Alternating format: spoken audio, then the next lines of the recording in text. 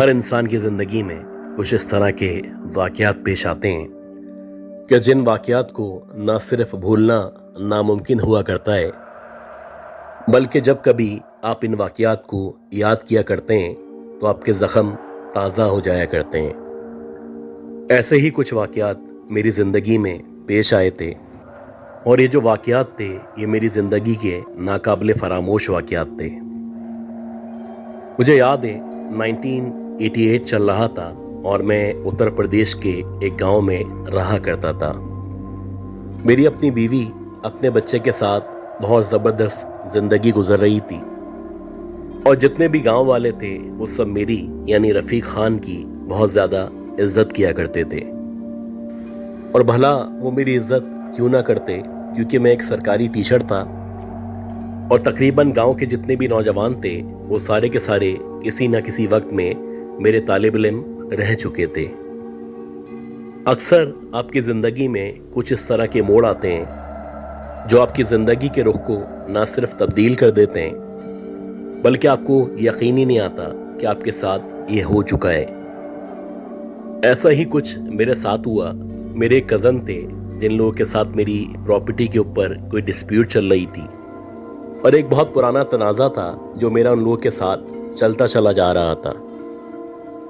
خیر، کچھ وجوہات کی بنا پہ ہم لوگوں کی ہاتھا پائی ہو گئی، اور بات اس قدر بڑھی کہ وہ جو میرے کزن تھے مجھے مارنے کے در پہ آ گئے۔ میں نے اپنی بیوی، اپنے بچے کو میرا جو سسرال تھا جو کہ دوسرے شہر میں موجود تھا وہاں پہ بھیج دیا تھا، جبکہ میں چاہتا تھا میں کسی بھی طرح گاؤں کے اندر ہی یا قریب و جوار میں قیام کروں، کیونکہ اگر میں اپنی جگہ چھوڑ دیتا یا یہاں سے غائب ہو جاتا تو جس پراپرٹی کے اوپر ہمارا تنازع تھا ہو سکتا ہے وہ لوگ اس جائیداد پہ قبضہ کر لیتے۔ خیر، میں گاؤں کے اندر ہی موجود تھا، لیکن جس گھر میں رہا کرتا تھا وہاں سے روپوش ہو چکا تھا۔ ہمارے گاؤں کے جو برابر والا گاؤں تھا اس گاؤں میں بھی ایک اسکول موجود تھا جو کہ سرکاری اسکول تھا، اور فی الحال میں نے وہاں کے چوکیدار سے ریکویسٹ کر کے یا اس سے بات کر کے اور اس کو بتا کے کہ میری جان کو خطرہ ہے، 1 مہینے وہاں پہ چپ چاپ رکنے کی درخواست کی تھی۔ اب کیونکہ یہ جو چوکیدار تھا یہ کافی عرصے سے ہمیں جانا کرتا تھا، تو اس نے میری اس بات کو مان لیا، اور اس نے کہا کہ استاد جی یا استاد صاحب آپ جب چاہیں اس اسکول میں رکنے کے لیے آ سکتے ہیں۔ خیر، جب حالات بہت زیادہ خراب ہوئے اور پانی سر سے اونچا ہونے لگا اور مجھے لگنے لگا کہ میری جان کو بہت زیادہ خطرہ ہے یا میری جان جا سکتی ہے، تو وہ جو برابر والے گاؤں میں اسکول تھا میں ادھر چلا گیا، اور میں نے پلان کیا کہ 1-1.5 مہینے تک یہیں پہ ہی راتیں گزاروں گا۔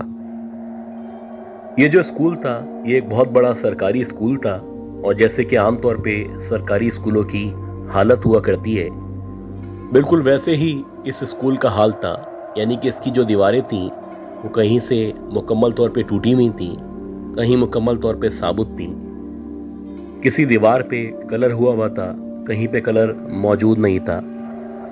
غرض کہ اس اسکول کے اندر بجلی کا جو نظام تھا وہ بھی بڑا ناقص تھا، اور اکثر 2-2 3-3 دن کے لیے یہ جو لائٹ تھی چلے جایا کرتی تھی۔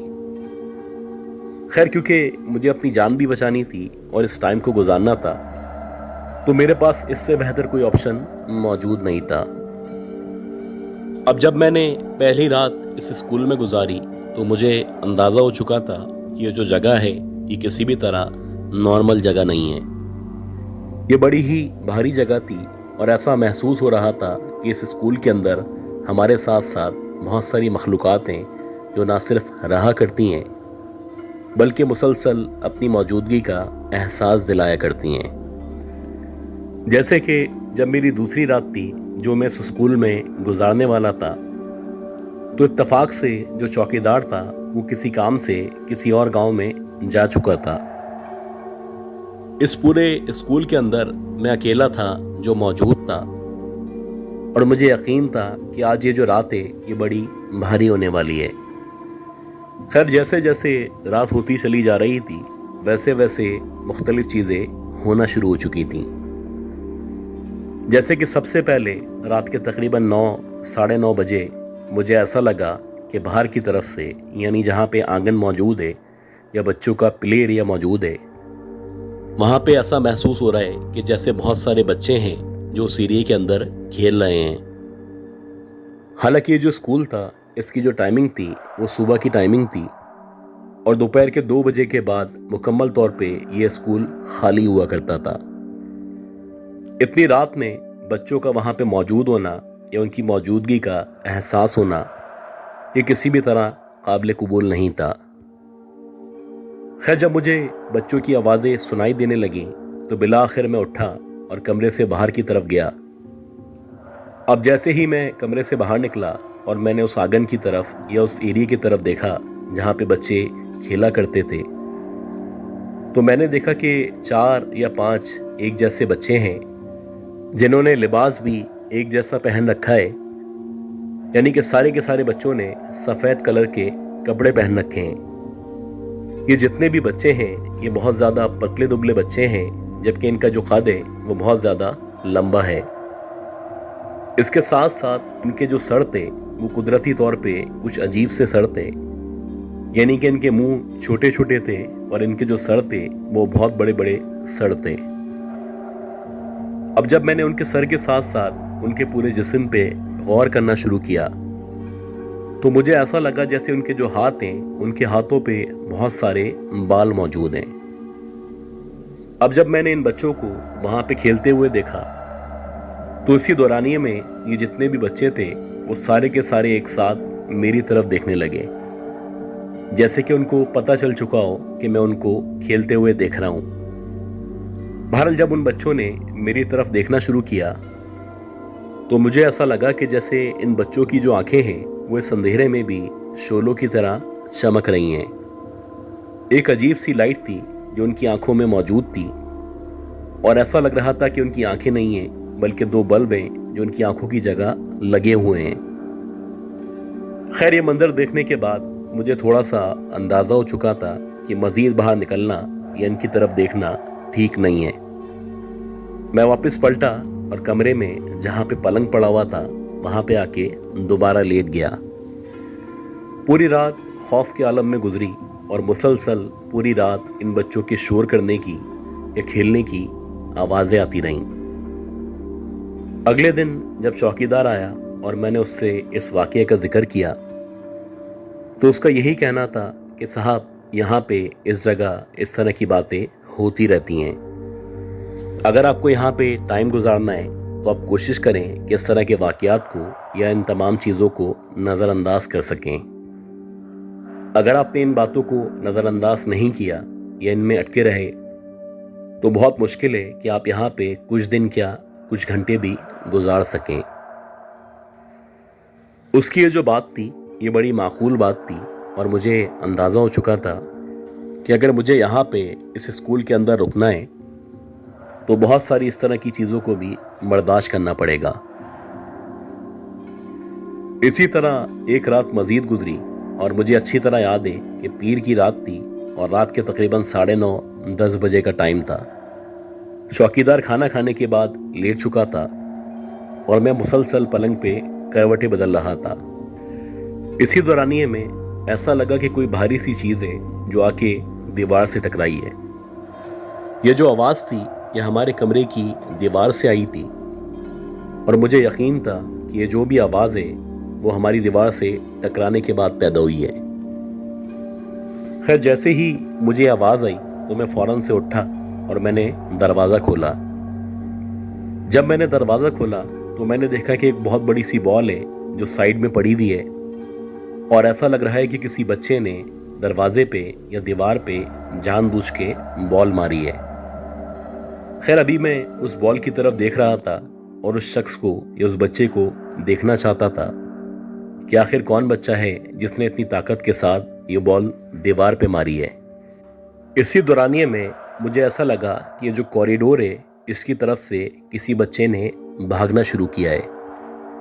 अब क्योंकि ये जो कॉरिडोर था ये मुकम्मल तौर पे अंधेरे में डूबा हुआ था, बहरहाल जितना मुझे नज़र आ रहा था उसके मुताबिक मैंने देखा कि एक लंबा सा बच्चा है, उसका बिल्कुल वैसे ही हुलिया है, यानी कि उसने सफ़ेद कलर का लिबास पहना हुआ है वैसे ही उसकी आंखें अंधेरे में चमक रही हैं और उसका जो सर है वैसे ही बहुत बड़ा सर है, जबकि उसके जो मुंह का हिस्सा है वो बड़ा छोटा सा मुंह है।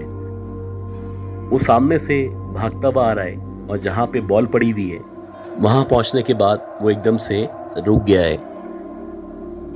जैसे ही वो वहां पे रुका तो बॉल उठाने से पहले वो मेरी तरफ देखने लगा। अभी जबकि वो मेरी तरफ देख रहा था और मैं उस बच्चे की तरफ देख रहा था, ऐसा लगा कि आहिस्ता आहिस्ता उसी कॉरिडोर से उस बच्चे के पीछे किसी और ने भी चलना शुरू किया है। अब जैसे जैसे वो जो वजूद था जो कॉरिडोर से हमारी तरफ बढ़ रहा था मुझे नजर आना शुरू हुआ, तो ऐसा लगने लगा जैसे कोई औरत है जो उस अंधेरे से चलती हुई सीधा सीधा मेरी तरफ या उस बच्चे की तरफ बढ़ती चली आ रही है।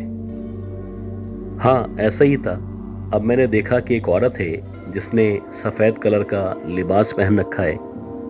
उसके बहुत ही लंबे लंबे बड़े बड़े बाल हैं और उसका कुछ अजीब सा हुलिया है, यानी कि ऐसा लग रहा है जैसे कोई फकीरनी है या फिर मांगने वाली है। बहरहाल जैसे जैसे वो मज़ीद करीब आ रही थी वैसे वैसे जब मैंने उसकी आंखों पे गौर करना शुरू किया तो मैंने देखा कि उसकी जो आंखें हैं वो लाल अंगारों की तरह चमक रही हैं। एक हद तक वो मेरे करीब आई या मेरी तरफ बढ़ी और फिर एक जगह रुकने के बाद उसने उस बच्चे की तरफ देखा और बच्चे को देखने के बाद किसी अजीब सी ज़बान में कुछ कहा। ये जो ज़बान उससे बात करने के लिए इस्तेमाल कर रही थी, ना ही ये हिंदी थी, ना ही ये उर्दू थी, ना ही ये पंजाबी थी और ना ही इंग्लिश थी। बड़ी अजीब सी ज़बान थी जिस ज़बान में वो उस बच्चे से बात कर रही थी और बज़ाहिर ऐसा लग रहा था जैसे वो इस बच्चे को कह रही हो कि जल्दी से बॉल उठाओ और वापस चलो। और ऐसा ही हुआ कि कुछ सेकंड के बाद वो जो बच्चा था उसने बॉल उठाई और बॉल उठाने के बाद वो उस औरत के साथ जो बज़ाहिर उसकी माँ लग रही थी उस अंधेरे वाले कॉरिडोर की तरफ बढ़ता चला गया। ये एक अजीब मंजर था जो मेरी आंखों के सामने मौजूद था और देखते ही देखते कुछ सेकंड के अंदर अंदर ये जो औरत थी और ये जो बच्चा था ऐसा लगा जैसे हवा में तहलील हो चुके हैं। एकदम से ये दोनों गायब हो चुके थे और अब ऐसा लग रहा था जैसे कभी इस रास्ते पे या इस जगह पे ना वो बच्चा आया था ना ही वो औरत आई थी। ये सब देखने के बाद मैं अपने जज्बे को दाद दे रहा था और मुझे यकीन होने लगा था कि थोड़ा बहुत बहादुर मैं भी हूं। खैर जैसे तैसे हाँपता कांपता अपने आप को हौसला देता वापस से मैं पलंग पे आके लेटा और जितनी भी आयत मुझे आया करती थी वो सारी आयत मैंने पढ़ना शुरू की।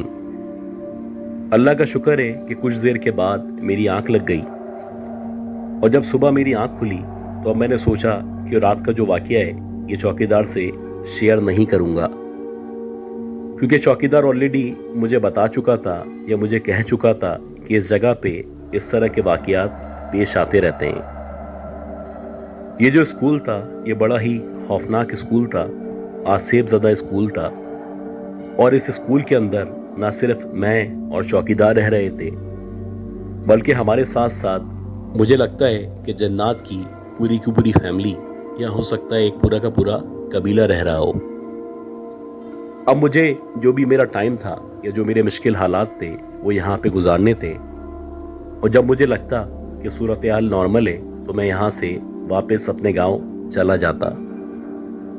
खैर इसी दौरानिए में जो मेरे दोस्त थे या जो मेरे जानने वाले थे जिनकी मुझे मदद की ज़रूरत थी मैंने उनसे भी राब्ता करना शुरू किया और मैं चाहता था कि मेरी और मेरे बीवी बच्चे की जान महफूज रहे और ये जो प्रॉपर्टी की डिस्प्यूट है ये बगैर किसी जानी नुकसान के सॉल्व हो सके।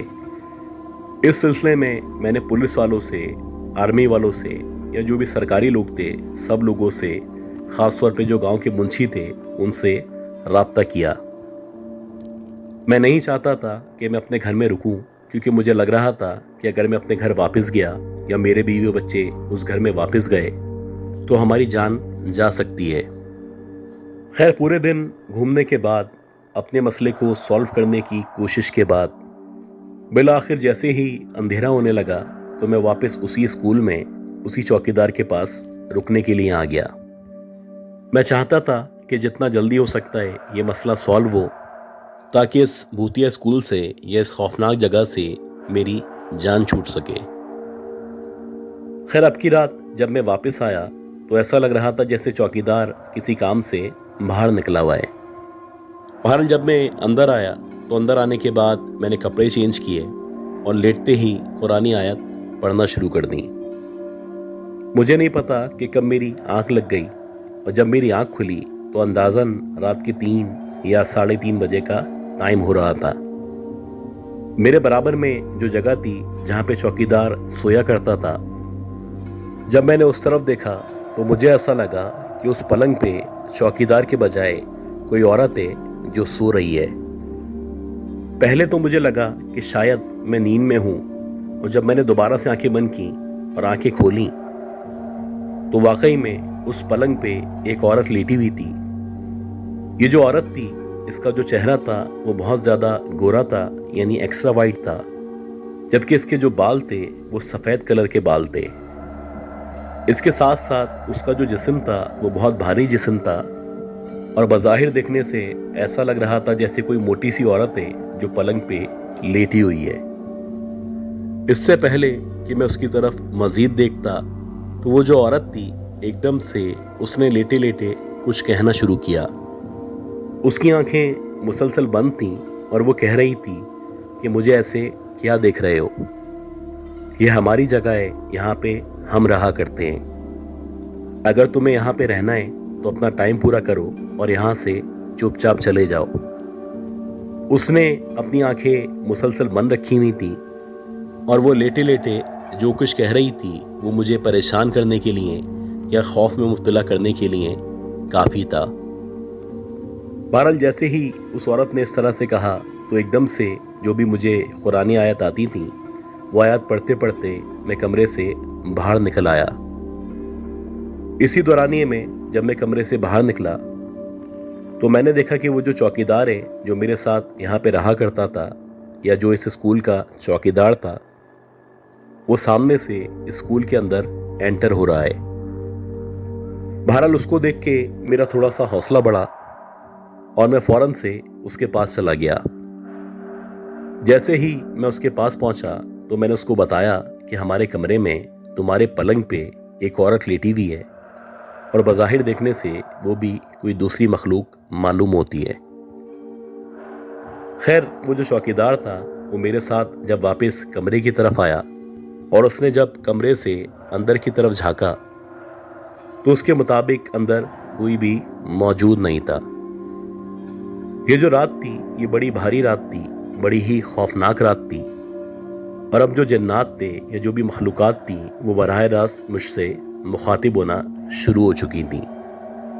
एक तरफ मेरे दुश्मन थे, दूसरी तरफ ये जन्नात थे या ये मखलूक़ात थी जो हमारा पीछा नहीं छोड़ रही थी। एक अजीब कश्मकश थी, मैं बहुत परेशान था।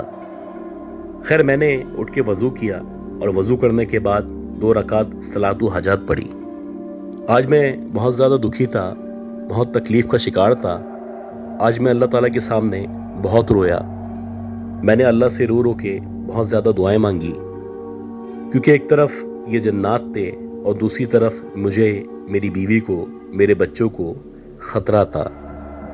खैर, जैसे तैसे ये रात गुजरी और जब सुबह हुई तो दोबारा से मैं अल्लाह का नाम लेके बाहर निकला और बहुत सारे लोगों से रब्ता किया, और बिलाखिर अल्लाह का शुक्र है कि एक रास्ता बना और हमारा जो मसला था या हमारी जो भी दुश्मनी चल रही थी वो अल्लाह का शुक्र है एक मफाहमत के ज़रिए या एक डील के ज़रिए ख़त्म हो गई। जब मैं वापस अपने घर आया और मेरे बीवी बच्चे वापस मेरे पास आए तो मैंने अल्लाह का लाख लाख शुक्र अदा किया। इस वाक़ये को काफ़ी अरसा गुजर चुका है, लेकिन जब भी मुझे वो रातें याद आती हैं जो रातें मैंने एक सरकारी आसिफ ज़दा स्कूल में गुजारी थी, तो ना सिर्फ मेरे रोंगटे खड़े हो जाते हैं बल्कि मुझे डर लगने लगता है कि कहीं वही जन्नात, वही मखलूक़ात दोबारा से मेरे सामने ना आ जाएं।